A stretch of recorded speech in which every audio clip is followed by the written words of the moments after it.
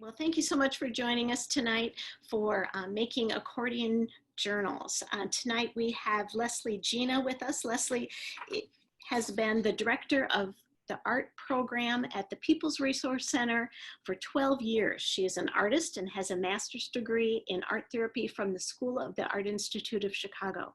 Her passion is connecting people through art, and she feels lucky to have found her place at PRC. People's Resource Center, if you're not familiar with it, is a social service organization that brings neighbors together to respond to hunger and poverty in DuPage County. PRC offers nutritious food and other basic necessities like clothes and rent for people facing tough times. They also connect people with resources such as education, tutoring, jobs, technology, art, and a caring community to create a future and a hope for everyone, with lots of opportunities. The art program that Lesley is in charge of provides over 200 adults and 500 children with free art classes and materials, as well as the opportunity to display their work in the community. And you may have had the opportunity to see PRC's exhibit in the library's Arts and Culture Center in February of this year. So we are so grateful to have you with us tonight, Lesley, with this really fun project. And at this point, I will turn it over to you. Thanks. Thanks, Barry. Good to see everybody. Welcome, welcome. So as Barry mentioned, I have an art degree. I'm gonna do a little disclaimer. I'm not such a huge crafter, but in my 12 years at PRC, I've learned a couple tricks of the trade, and the projects that I wanna share with you guys tonight are really accessible, simple things that you can do with most of the stuff you might have around your house, that also really good for any age. So if there's, kids in your life, you can show them things, but I wanted to stick with something very simple. I think it's really important right now during this time with everything going on in our world to document what's going on and, journal and think about everything that's happening in a way that is tangible. And this is a way to do it through these little books that we're going to make. For me, I'm always kind of trying to write things down, sketch things, put, images together in a way. And so I need something to put it all in, so it's not everywhere in my house, which it is right now. So when you have, you can keep buying little books, and that's fine. But if you can make a really simple one, sometimes I just want somewhere to put lists, and I'm not going to buy a fancy book for lists. It's just nice to have something quick that I can write in and we're done, So, so I think these things are really handy. And again, with the importance of documenting what's going on around us and sharing our stories. One thing I wanted to mention about PRC, and this is something Barry and I were just talking about before you all joined, that we're trying to host a community resilience project, which is where people, our neighbors, people from our community can submit artwork or writing, and that we will display online. So right now, since art shows can't really happen in person, everybody's moved to online displays, and the library is doing a very similar thing. So Barry and I were just talking about kind of joining together a little bit to see if we can keep that going. But I think right now it's just really important to process what's going on, and a great way to do that is through art, writing, video, music, whatever it is. And now's a really good time to explore these things if you've never gotten into them before. So that's my plug on that. I know that for me, art has always been a huge part of my life, and I'm thankful to get to share it with others. And it's even more so now because I'm, grappling with a lot of feelings and things. So it's just been a really helpful outlet. And I get to do it more than I used to, even when I was working at the office. Now that I'm working from home, I have a little more time to do it, so that's nice. So without further ado, let me pull out some of my materials. You all should have gotten the list from Barry. You can use anything you have. I picked the simplest. I'm not one to pull out the Mod Podge and the sponge brushes, and I know I barely even use rulers. I have one just in case, but I don't use them. I have my bone folder just to show you, but again, I'm just very I'm not a perfectionist, we'll put it that way. I just kind of like to do things as simply as I can and get them done. So in the video that I'm going to show, I did record a video of the steps because I found it to be a little bit easier than me trying to show things right here in my little office space. So in the video, you'll see I do things kind of quickly, and I will stop and pause, but I definitely don't measure anything or make perfect lines. So if you are all about perfection, please feel free to make straighter lines. I can't cut straight. So if you are better at that, great. If you need to pull your ruler out and cut with an X-Acto knife along the ruler, whatever you need to do, totally up to you. If you just kind of want to see how it's done simply, that's what I'll show you. So so we've got something to cut with, scissors, something to stick things together with. I just use nice little Elmer's glue stick. I think this is even one of the ones that comes out purple, you know. I think I took it from my daughter. And then your paper, I'm working on regular kind of standard, either 8.5 by 11 or 9 by 12. You can use any size. You can really use any kind of paper. If you've got some fancy cardstock, great. This is construction paper. If you've got printer paper, I made a book out of what the inside was from an envelope that I got in the mail that I just needed paper, and so I pulled it out. So you can use anything. And if you do use a bigger size, you're just gonna get a bigger book, so that's good. But the size that I use makes a cute little book, little packet size book. So, so that paper, any kind of cardboard for the covers, as was mentioned, I just literally pulled this out of my recycling bin like 2 seconds ago, so there we go. That'll work, thin enough that you can cut it. And then any kind of paper or material to use for the cover. So I have origami paper, but any kind of thinner paper, and you can use construction paper, you can use thicker stuff. You're wrapping it around the cardboard, so sometimes it's a little harder to do when it's too thick. But I wanted to just quickly show a couple of these little books that I made, and if I look like I'm weirdly moving it around, it's because I unmirrored my image and I'm confused at which direction I'm supposed to be going in. But so I made this little one, just used wrapping paper for the cover, and this was one that was just this way, an envelope, and you can see the little stamp mark, the postmark. I just cut up an envelope and just kind of glued it all together. I made one that I show in the video that is, again, really simple, but just has a little tie. So you can tie the book together, and that way it'll hold. But again, they're all the simple accordion fold pages. I made one and what I really like to do is kind of get into the covers. So I made one that's like a little collage on the cover with a band that goes around, little picture of my daughter I found. And then I made one that I'm going to use as I tried to make one out of watercolor paper. It doesn't lay very flat, so I will probably want to put a tie on this, but I thought I would use it. I found a set of watercolor pencils that I didn't know I had, so I thought I would use it to make a little watercolor sketchbook, but I used some oil pastels to just decorate the cover, and I did not wrap it with anything. This was just cardboard that I gessoed. And then, you know, use the oil pastels to decorate. So there's all kinds of ways you can decorate the covers, you know, stamping, collaging, drawing, painting, any of that, and all kinds of things you can do on the inside of the pages.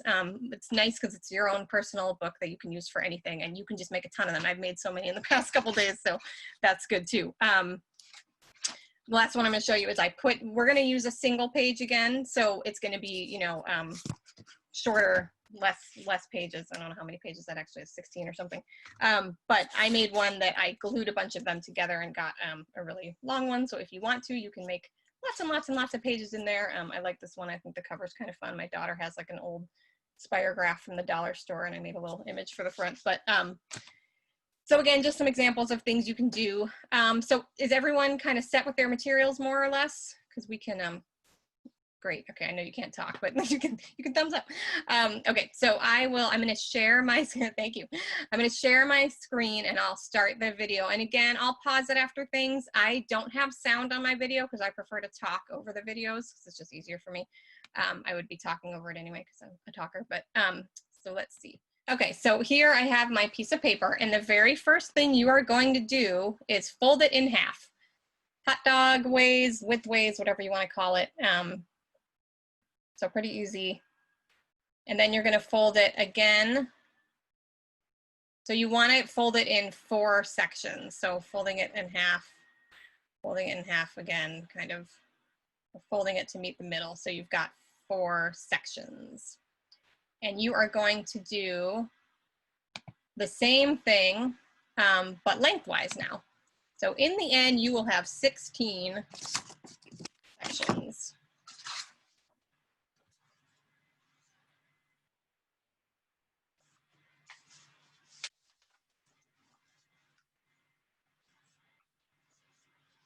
And again, if you had a bigger piece of paper, you could fold even more and get more pages. Each little square on here, each little section is its own page.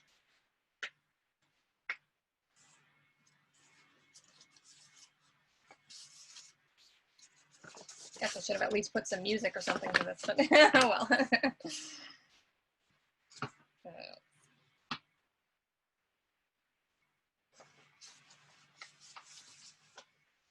Okay, so hopefully everybody has 16 sections about.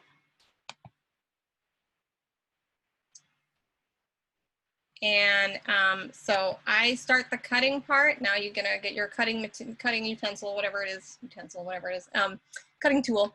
And I always start, it doesn't actually matter, I don't think, which way you do it, but I always start when I'm holding the sheet up horizontally, like landscape way. So you're gonna start cutting along one of your lines and go all the way to till you've hit 3 squares and then stop and then turn. So you don't want to cut your, all the way through the paper so you have separate pieces. You want to keep it the same continuous piece. So you're basically cutting around, and what's nice is you have the lines from your folds to kind of guide you. But always stop once you hit the last rectangle so you don't cut all the way to the end. Okay, so I'm going to pause once it's once I have it laid out. Okay, that makes sense to most folks? So you basically kind of cut around the inside. And now we're just going to fold it accordion style. So if you don't know what that means, accordion is just going forward and backwards, basically. Once you make one fold, you make sure to go the opposite direction the next time, and you keep doing that.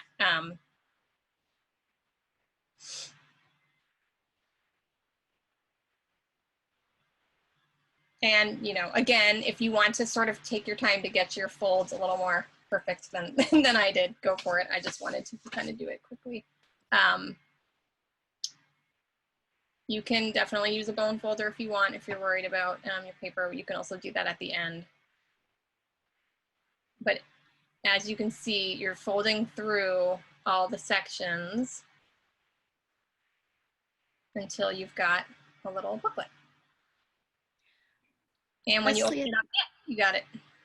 Yep. Lesley, at this point, if you could stop your screen share just so we can check and see if anybody has any questions, or if there's anything that maybe they might just need an extra minute, or yeah. So we'll just check it and see. Yeah, you should have something that looks like this and kind of opens out. Yep. Yeah. We're holding it up and it looks good. It looks good. And again, if you have a question or if there's something you want clarification on, if you need an extra minute, you could go ahead and put that in the chat, and I'll let everybody catch up. Otherwise, it looks like maybe from what I can tell, we're good to go. I just wanted to make sure we didn't have anybody lagging behind. We do have a question. It says, what is the purpose of the split? This part, kind of like this middle kind of thing. Yeah. So I think, I'm not sure it really has a purpose. I think it's just so that you can do this with one continuous sheet of paper. I think it's the way that whoever figured out this folding technique realized that, oh, you can use one sheet of paper to make, a single set of pages rather than having to glue things together and cut into things. So I don't think it serves any purpose that I know, but it just makes it so you can use the same page. That's all I know. So there you go. Yep, got it, Sandy. So the next one is almost the exact same thing. You're just cutting a little differently. So if you've got another sheet of paper handy, and if you need to grab one, feel free. But it's going to be pretty much similar. I think it's just preference of which one you want to use. I think I prefer the next one a little bit better. I don't know why. It seems easier. But this next one is going to be the same thing where we're going to fold it the same way. It's just the cutting part is slightly different. So I will screen share that one.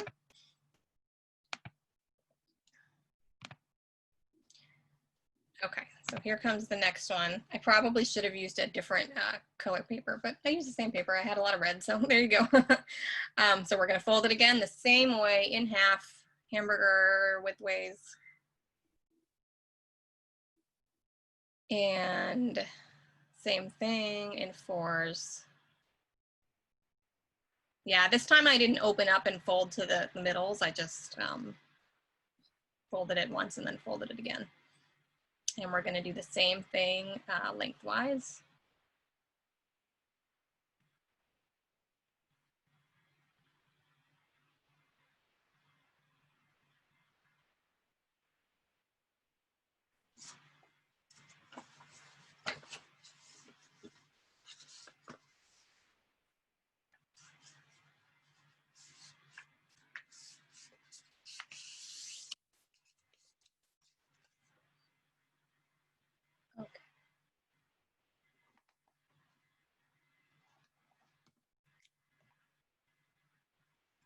Okay, so once you've got it folded, same way as before, you're gonna take your scissors. You're actually gonna start in the same place.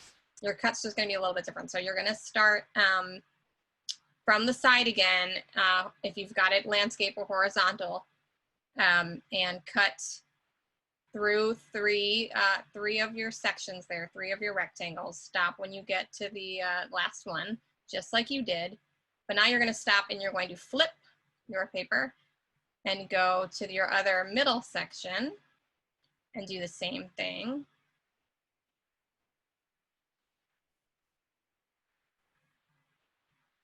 And then flip again and do the same cut through 3 of your rectangles to the last section. Okay, so then when you've got your cuts done with this, it's gonna look like an M or, you know, something like that. I call it a zigzag. And you're gonna do the same thing where you fold it. And it's gonna have a pretty similar shape to the other one. It's just 2 different ways of doing it. Yeah, I don't know why I stopped there, but yeah, go ahead and accordion fold it the way you did the last one. And when you get to the sides, yeah, you would fold it the opposite way. I'll give you a minute to do that while the video is going.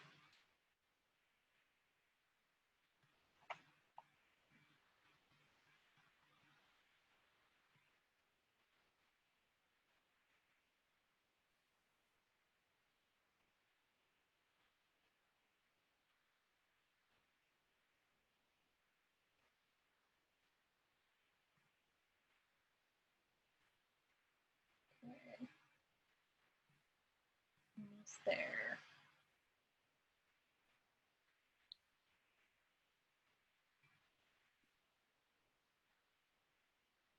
Okay, so it is pretty similar, if not almost exactly the same to the other one. Might be exactly the same. So I really think it's just preference of which cut you find easier. If you found it easier folding one versus the other, then you can use either one, but now you should have 2. So this next one, you don't have to do this. I just wanted to show this as another example of yet another way. This one is single sheet. You do end up cutting it in half. I used watercolor paper because watercolor paper is a little harder to fold. I found an old painting that I didn't like. So I'll show that really quick. But you would do the same thing where you would fold it fold it twice. Okay, I did use a bone folder, only because it's watercolor paper and it's a little thicker. Said I wasn't gonna pull it out, but I did. And then you've instead of when you do the other fold, the lengthwise, you just fold it once and then you cut it in half. I will show you. Again, if you want to do this, great. You don't have to. but this is just another way to do it. And this one does involve a little bit of gluing on the pages.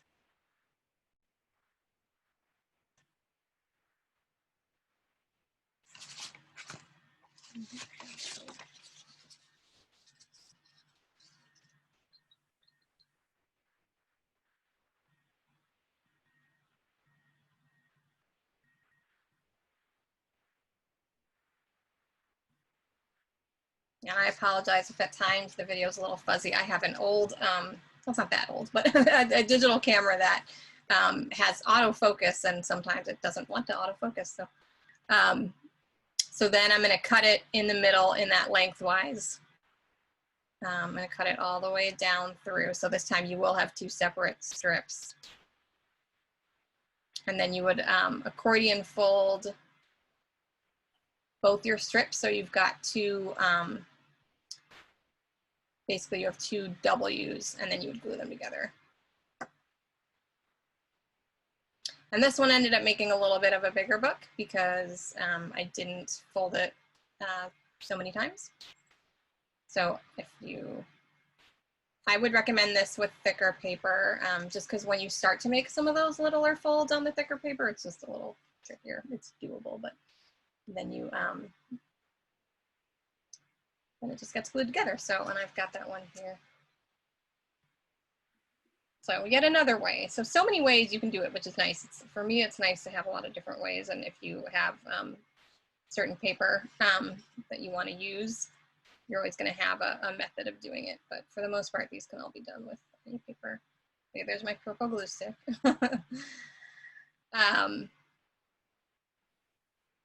And then you would glue the two things together. And I suggest kind of keeping them pressed under something heavy for a little bit, just to make sure they actually stick.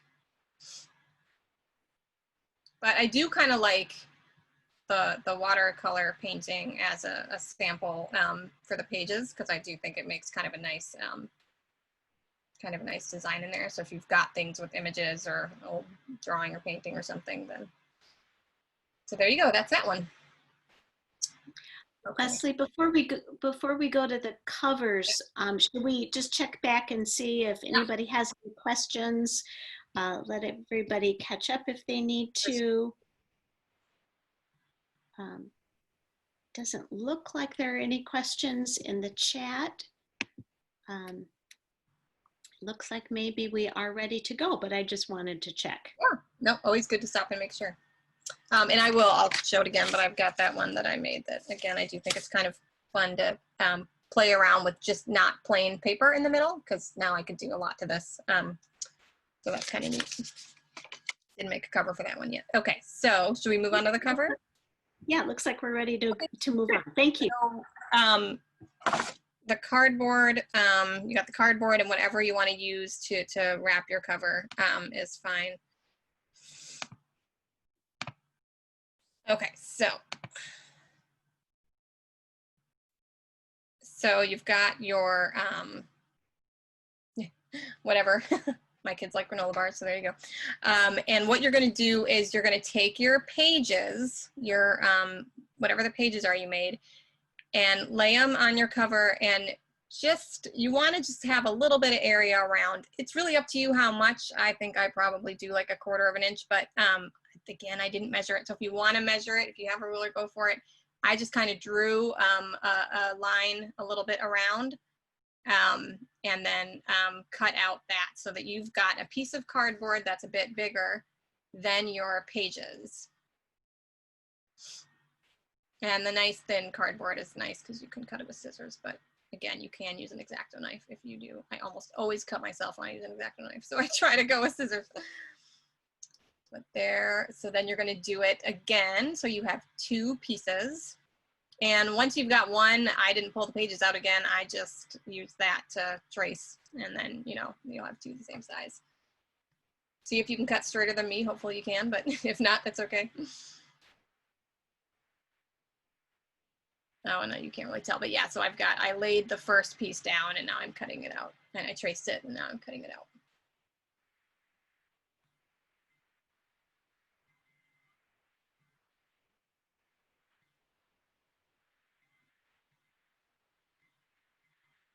Okay, so then you should have 2 of the same size pieces of cardboard that will be slightly bigger than your pages. Oh, and yes, they are very,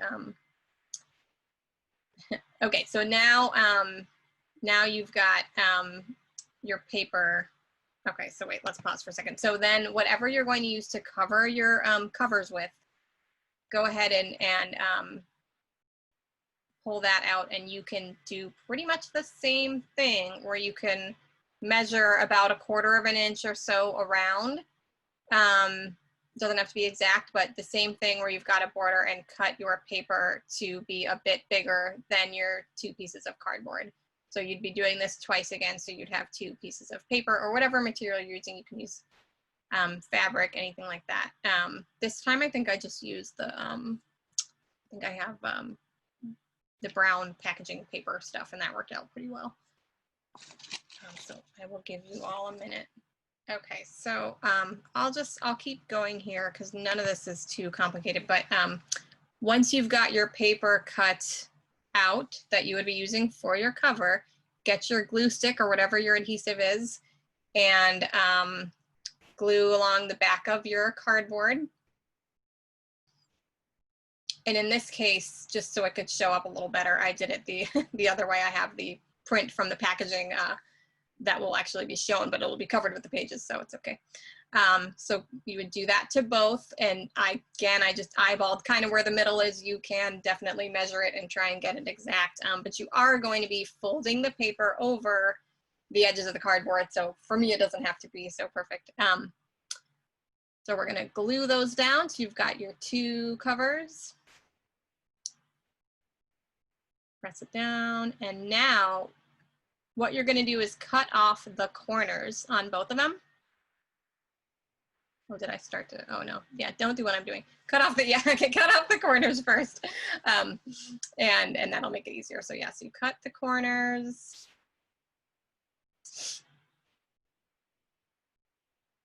So you get kind of a, is that a hexagon? If it's a hexagon, yeah, hexagon shape.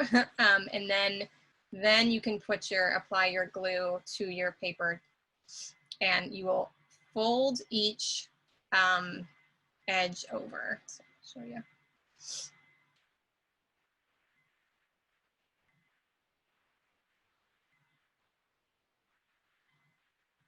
And if you notice that your paper is like a little thicker and it's not quite holding, just put a little more glue or whatever on there.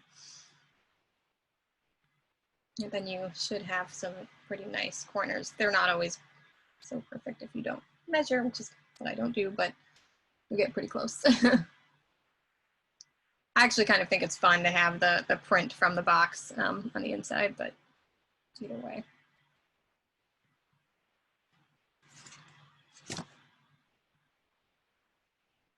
Okay, so you would do the same to each of those guys, and I'm going to stop it, see where we're at. So now, that's really kind of the easiest part. You just, oh, I said 2, there's 2. Okay, so now we're just gonna, this is the different one that I made, but you can glue the your pages to the covers. But what I did do here was you can just go ahead and glue it straight on. I wanted to show that you can also put some ribbon or some yarn or something like that there to, if you wanted, now would be the time if you wanted to add a tie. And again, you can just do it as is for this time. Next time you'll know, since it's so easy to do that, how to add the tie. But now would be the time to, so like I have some yarn that I'm gonna glue in between the cover and the pages. And that's gonna act as my little tie. And the ties are kind of nice sometimes to hold it all together. So you're gonna see I'm gonna not measure, because I never measure, but I'm gonna cut my yarn and put it in the middle there. And then before I glue my pages down, that yarn will be in there. So you can go ahead and glue your pages down if you don't have yarn or ribbon or don't want to do that at this point, because I know it was kind of a last minute thing, but I just wanted to show you that so you would know. And if you are going to glue your pages to your covers, I don't think I did it here, but you can put something in between the bottom page and the rest of the book like another piece of paper or something, because you just want to make sure the pages don't stick when you're gluing the whole thing. So I probably just went ahead and glued the whole thing, and really you should probably glue the pages, not the cardboard, but you know, that's okay. I think I was just trying to get the yarn to stick. If you're not using yarn or ribbon, you can go ahead and put the glue on the pages and then stick it down. I think it'll be easier. But and then you would do the same thing to the other side. Lesley, if I can interrupt, we do have a relevant question here from the chat, and I don't know if I can read the whole thing. Oh, there, I'm learning so much. I can't pull up the whole chat. This is great. Could you make a hole in the cardboard and thread the yarn through, perhaps with like an awl, AWL, to make the hole, is the question. Yep, sure, yeah, you could. Let me think about that. You would you put it, yeah, you definitely could. And thread it through like on the yeah, so I'm trying to think as I'm talking. So like on mine, you could make the hole like in the front here, and then thread it through and tie it right there. Yep, oops, okay, well that's done. I'm gonna stop my share. So yeah, you could do that for sure. And there's all kinds of ways to attach something to it. You could probably even punch a hole in the cardboard because it's pretty thin, so you could probably even do that. But yes, you could do that. You can also glue on like a button or something on the front if you wanted to like tie the ribbon around or the yarn or something like that. But yeah, this was just kind of like the simplest way I knew how to do it, so you could have something there to tie it. And then some people also like, if you have ribbon, since I didn't have any nice ribbon, I just had yarn. If you have ribbon, you can you know, put the ribbon across the front and glue it down. And if it's pretty decorative ribbon, and then leave a bit, you know, hanging off to tie it, and that would look nice too. So yep, you sure can. You can punch a hole and thread it through. That would work. You can use something thinner. You know, you can use like a little of that waxed, you know, wax thread that they use to bookbind and stuff like that. Yep, you can do dental floss, all kinds of things. So yep, I love to just like find stuff around the house. Like just found the spool of yarn, was like, perfect, I have yarn, I have everything I need. So especially now that we're in our house a lot. Oh, nice, okay. Do we want to unmute people for questions now, Barry, or how do you want to, what would you like to do? Sure, and then I think you also wanted to talk a little bit about what to do with the covers, but yeah, we can unmute everybody at this point. If you all have any questions. Okay, if not.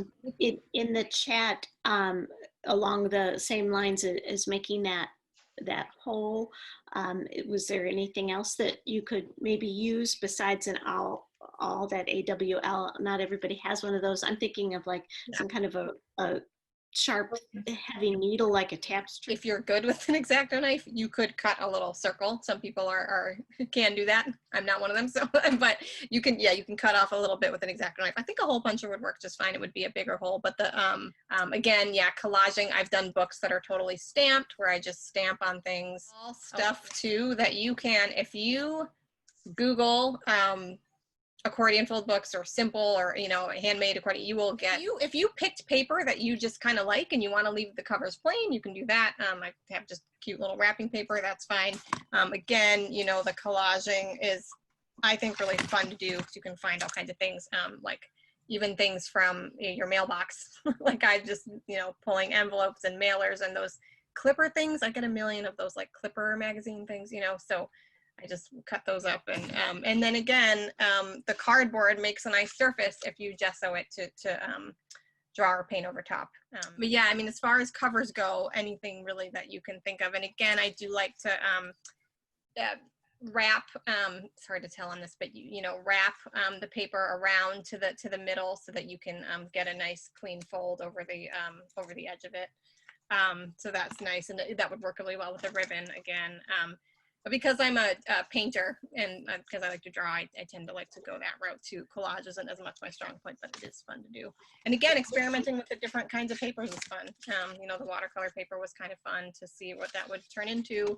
You never know once you cut it and fold it, how your image is going to turn out. That sort of reminds me, there was one other concern about the pages tearing as it opens like that. And because you've got that long piece of paper, it says, I'm concerned about tearing the book due to the split.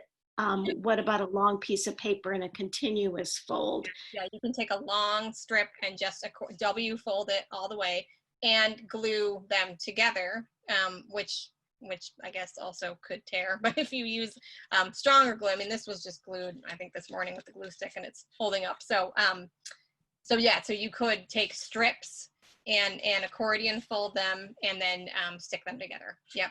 That would be a way to get more pages and a way to not worry about the split. I've got a couple of these. I haven't had too many issues with the split, with things tearing, because I think it holds up pretty well. But yes, you could cut strips or a bigger piece. I was going to try one on a like 18 by 24 size sheet of newsprint. I didn't get the chance, but that would give you a bigger book size, but B, the option to cut it and not have to worry about that split there. Right, yep. Right. And I don't know if there was anything else you wanted to say, suggestions about the covers, but there was also a question about maybe some ideas for what to do with the inside of it, now that we have these lovely books. Yeah, so journaling is great.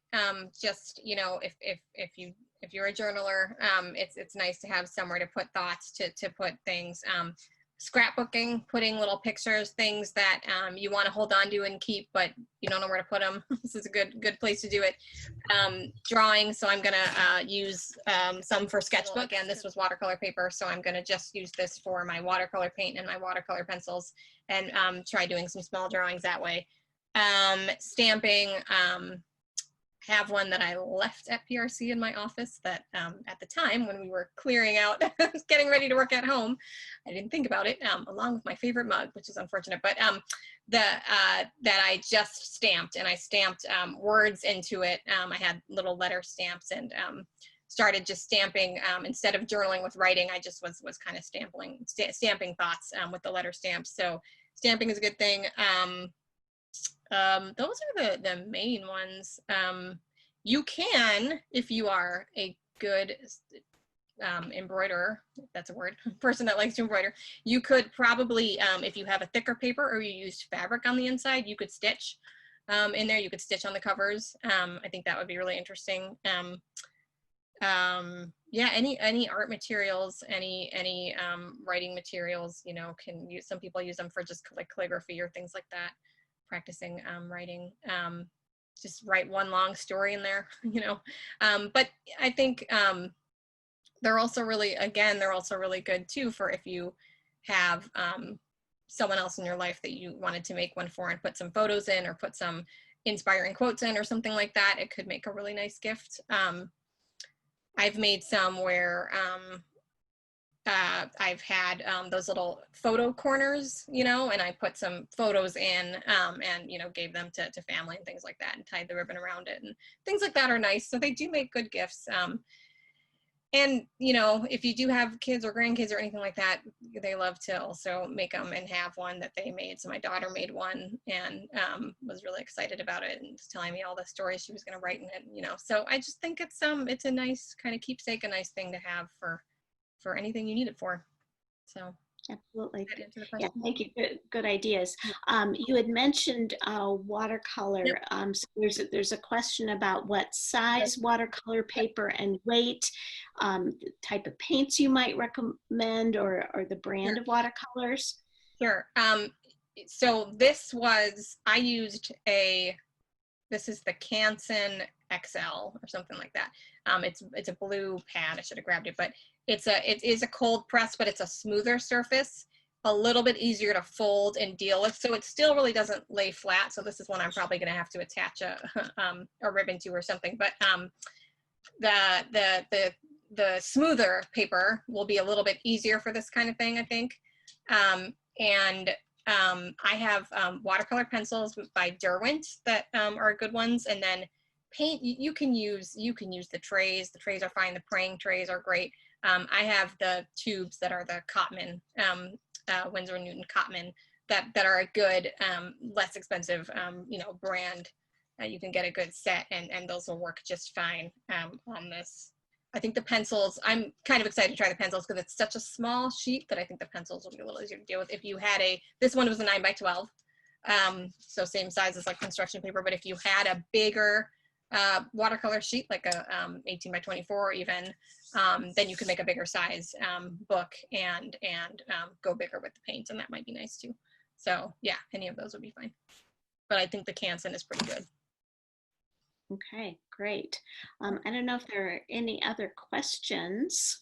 We'll wait maybe 1 or 2 more minutes. It looks like people are still kind of finishing up, maybe putting some last touches on their books.